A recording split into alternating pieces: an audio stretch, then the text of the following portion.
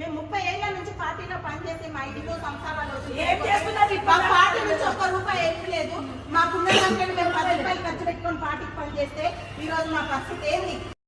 సరే నేనేమన్నాను 1 year వరకు బ్యాన్ ఉండే అని అన్నాను. కంటెస్టెడ్ ఎమ్మెల్యేస్కి కంటెస్ట్ చేయడం నేరమన్నా. 1 year పోయింది, 1.5 year పోయింది. సరే నాకు వైస్ ప్రెసిడెంట్ ఇస్తాను పిసిసి అధ్యక్షులు చెప్పినారు.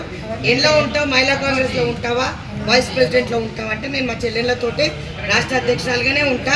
నాకు ఎప్పుడన్నా రేవంత్ అన్న నాకు పదవి ఇస్తే ఆ రోజు నేను పదవి అలంకరించడానికి పోతా.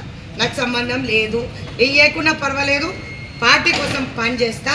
నన్ను లాగేయాలని మహిళా కాంగ్రెస్ అధ్యక్షురాలుగా లాగేయాలని కూడా గతంలో చర్చలు జరిగినాయి, లెటర్లు కూడా రాసిండ్రు.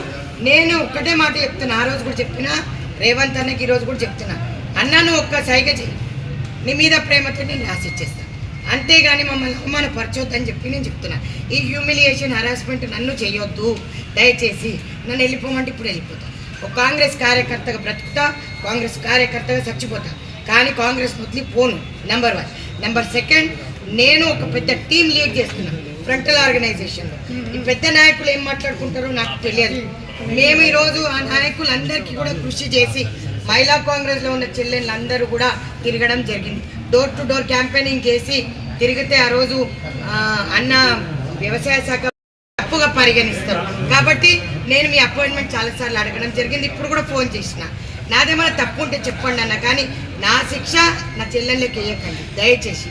ఏ అన్న, ఏ ఎమ్మెల్యే అన్నా, ఏ ఎంపీ అన్నా ఈరోజు కార్యవర్గంలో కూడా ఎంపీలు, ఎమ్మెల్యేలు, ఏఐసిసి సెక్రటరీలకు ఇస్తుంటే వాళ్ళకి బాధ అనిపిస్తుందో అని చెప్తున్నారు. వాళ్ళకి నా దృష్టికి తీసుకొచ్చారు.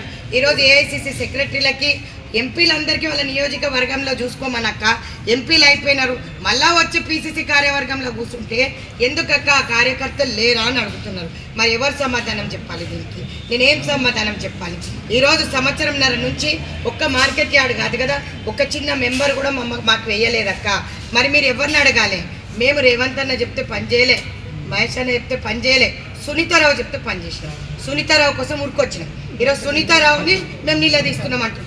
నేను కూర్చోవాల్సి వచ్చింది, ఎందుకంటే గత్యంతరం లేదు. నేను ముఖ్యమంత్రి వర్యులకు ప్రాధేయపడి చెప్పినాను, ఈరోజు కులగణన చేసినాను, బీసీలకు పెద్దపీట వేసినామన్నా. మరి మహేష్ అన్న అదే మాట అంటలేడు కదా, మరి అదే అంటున్నాడు మహేష్ అన్న.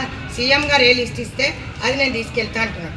గవర్నమెంట్లో ఉన్న వాళ్ళు, ఇప్పుడు నా చెల్లె ఒక చెల్లె అడిగింది, గవర్నమెంట్లో ఉన్న వాళ్ళు ఏ పార్టీ పదవులలో ఉండొద్దు, పార్టీలో ఉన్న వాళ్ళు గవర్నమెంట్ పదవులు ఉండొద్దు అంటారు.